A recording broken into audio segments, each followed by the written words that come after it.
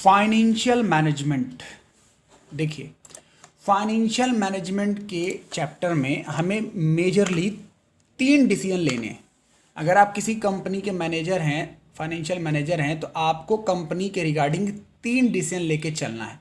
और वो 3 डिसीजन कौन से हैं? फाइनेंस डिसीजन, इन्वेस्टमेंट डिसीजन और डिविडेंड डिसीजन। दोबारा मैं बोल रहा हूँ, फाइनेंस डिसीजन, इन्वेस्टमेंट डिसीजन और डिविडेंड डिसीजन। तो हिंदी में मैं समझाना चाह रहा हूँ, मैंने समझाया था पैसे कहाँ से लाएं, फाइनेंस डिसीजन, पैसा कहाँ लगाएं, इन्वेस्टमेंट डिसीजन, और अगर पैसा कमा लिया है तो डिविडेंड बांटे या ना बांटे, और बांटे तो कितना बांटे। That is the 3 decision that as a financial manager we have to take. तो पहला हमने डिसीजन इसका डिस्कस कर लिया था, फाइनेंशियल डिसीजन, जिसमें हमने पढ़ लिया था कि अगर मैं कंफ्यूज हूँ इस बात को लेकर के कि डेट से पैसा उठाऊं या इक्विटी से, तो मुझे ये डिसीजन हेल्प करता है कि डेट मेरे लिए सही है, इक्विटी मेरे लिए सही है। इसको सोचने से पहले मैं सोचता हूँ कई सारे फैक्टर, और वो फैक्टर हमने पढ़े थे ये। और फैक्टर थे कौन कौन से, जरा जल्दी से बता दो। Cash flow position of the company, cost, risk कितना है, level of fix operating cost already कितनी चल रही है, फ्लोटेशन कॉस्ट मतलब पैसा कितना खर्च होगा, कंट्रोल डाइल्यूट होगा या नहीं होगा, state of capital market, market में क्या हाल चाल हैं, और टैक्स में हमें माफ़ी मिलेगी या टैक्स ज़्यादा देना पड़ेगा। ये चीज़ें हमें देखनी पड़ती हैं। क्लियर? अब हम लोग शुरू करें इन्वेस्टमेंट डिसीजन। इन्वेस्टमेंट डिसीजन, तो आज की क्लास से हम देखेंगे इन्वेस्टमेंट डिसीजन, दूसरा मेन इंपॉर्टेंट डिसीजन जो कि हम कंपनी में कल के दिन लेंगे जब हम कंपनी के फाइनेंशियल मैनेजर होंगे। तो इन्वेस्टमेंट डिसीजन हमारा कहता है जी कि अगर आपके पास पैसे हैं या आपने पैसे अरेंज कर लिए हैं तो आप उसको निवेश कीजिए, आप उसको कहीं ना कहीं लगाइए। अब लगाने के लिए आपके पास हो सकते हैं कई सोर्स हैं आपके पास। सोर्स का मतलब है या तो आप लॉन्ग टर्म लगा सकते हो पैसा या शॉर्ट टर्म लगा सकते हो। लॉन्ग टर्म अगर आप पैसा लगाते हो तो इस डिसीजन को बोलते हैं capital budgeting decision. Long term investment in share is called what? Capital budgeting decision. और शॉर्ट टर्म के लिए जब आप पैसा कहीं लगाते हो उसे हम बोलते हैं वर्किंग कैपिटल डिसीजन, उसे हम बोलते हैं वर्किंग कैपिटल डिसीजन। अब इसके भी हमें क्या पढ़ने हैं? फैक्टर। कौन कौन से ऐसे फैक्टर्स हैं जो हमें ये डिसाइड करने में हेल्प करेंगे कि इन्वेस्टमेंट डिसीजन करने से पहले मुझे किन किन बातों को ध्यान में रख के चलना पड़ेगा। तो फैक्टर अफेक्टिंग इन्वेस्टमेंट डिसीजन में हम लोग 4 फैक्टर डिस्कस करेंगे। सबसे पहला है rate of return of the project, फिर है cash flow of the project, फिर है इन्वेस्टमेंट क्राइटेरिया इन्वॉल्व, और फिर है हमारे पास रिस्क। सबसे पहला देखो, रेट ऑफ रिटर्न बड़ा सिंपल है। मान लीजिए मेरे पास पैसा लगाने के 2 ऑप्शन हैं, या तो मैं बैंक में एफडी करा दूं जाके, या मैं किसी शेयर में निवेश कर दूं। तो मैं इसको कैसे जांचूंगा कौन सा बढ़िया है कौन सा बेकार है? तो सबसे अच्छा है कि जहां आपको रिटर्न ज़्यादा हो, जहां आपको पैसे के बदले ज़्यादा पैसे मिलते हो, वहां आप निवेश कर दीजिए। तो पहला पॉइंट हो गया डिसाइड करने का, रेट ऑफ रिटर्न। दूसरा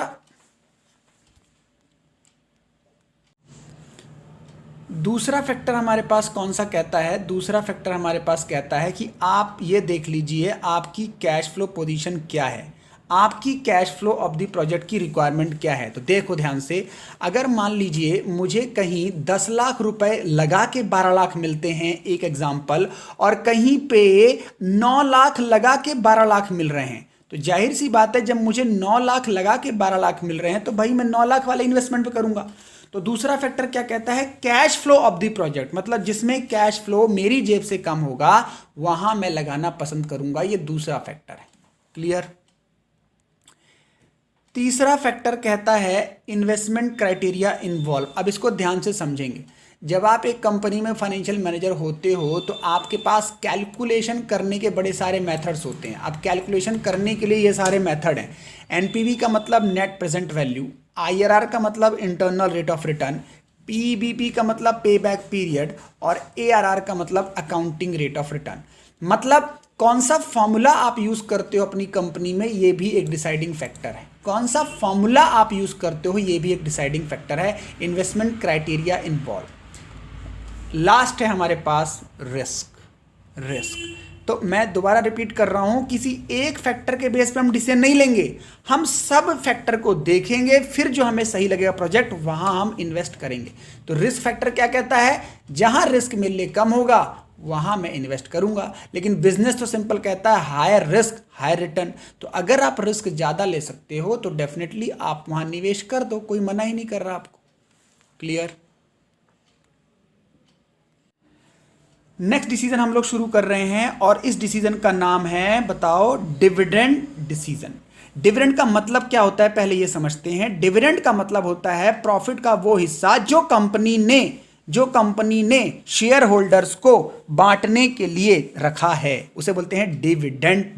और डिविडेंड कहां से निकलता है, रिटेन अर्निंग से निकलता है। मतलब जो कंपनी कमाती है उसका कुछ पैसा या तो सेविंग्स में रख लेती है या कुछ डिविडेंड बांट देती है। यही डिसीजन आपको लेना है कि बांटना है या रखना है। नहीं रखना है तो क्यों नहीं रखना है, बांटना है तो कितना बांटना है।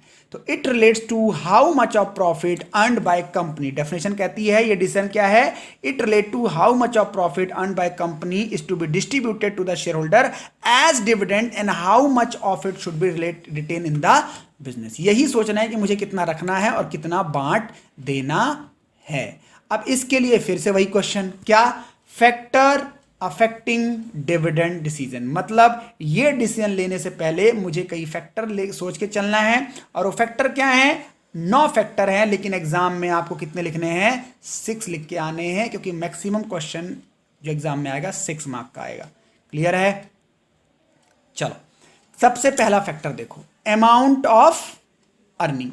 अब ये फैक्टर क्या बोलता है, पहले भाई साहब आप ये तो देख लो कि कमाया कितना है। अगर आपने थोड़ा बहुत कमाया है तो नाच कूद क्यों रहे हो, चुपचाप वो पैसा अपने पास रख लो, फिर बांटने के लायक कहां हो आप, समझ रहे हो। तो बांटने के बारे में तभी सोचो जब आपकी अर्निंग अच्छी खासी हो।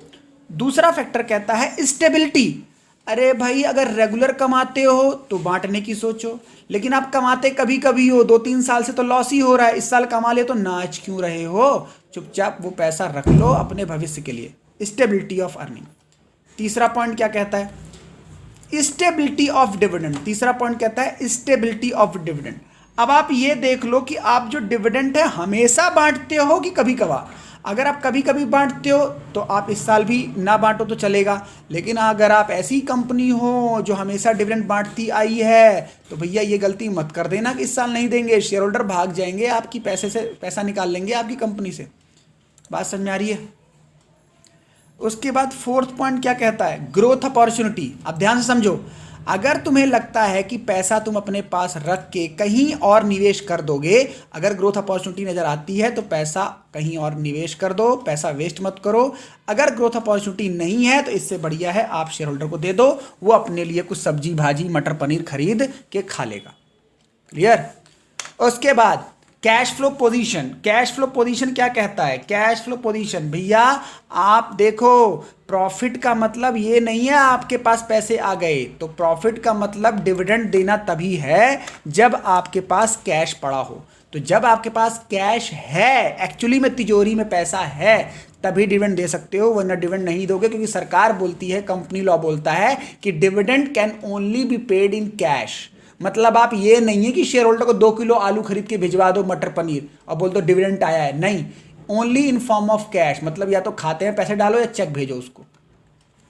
नेक्स्ट पॉइंट 6 क्या बोलता है बताओ, 6th पॉइंट क्या बोलता है, 6th पॉइंट कहता है शेयर होल्डर प्रेफरेंस। अब आप जरा शेयर होल्डर की भी सुन लो, शेयर होल्डर किस टाइप के हैं। एक शेयर होल्डर है जो पैसा लगाता है कि मैं शेयर सस्ता लेके महंगा बेचूंगा, उसे डिविडेंड से कोई मतलब नहीं है। दूसरा शेयर होल्डर होता है मुझे हर साल डिविडेंड चाहिए, मुझे कुछ ना कुछ कंपनी दे कमा के, उसको चाहिए। तो पहले आप ये चेक कर लो कि आपके पास शेयर होल्डर किस टाइप की है, उनकी प्रेफरेंस कैसी है। क्लियर। 7th पॉइंट क्या है, टैक्सेशन पॉलिसी। सरकार की टैक्सेशन पॉलिसी क्या कहती है, जैसे एक कंसेप्ट होता है डीडीटी, डिविडेंड डिस्ट्रीब्यूशन टैक्स। तो अगर कंपनी में डीडीटी ज्यादा है, मतलब सरकार ज्यादा डिविडेंड टैक्स ले रही है, तो डिविडेंड कम दो या मत दो। क्यों सरकार को खामखा पैसा देते जा रहे हो, समझ रहे हो। तो सरकार से पैसा छुपाना है तो टैक्स बचाना है, तो डिविडेंड भी कम दो, वरना दो डिविडेंड देना पड़ेगा, डीडीटी।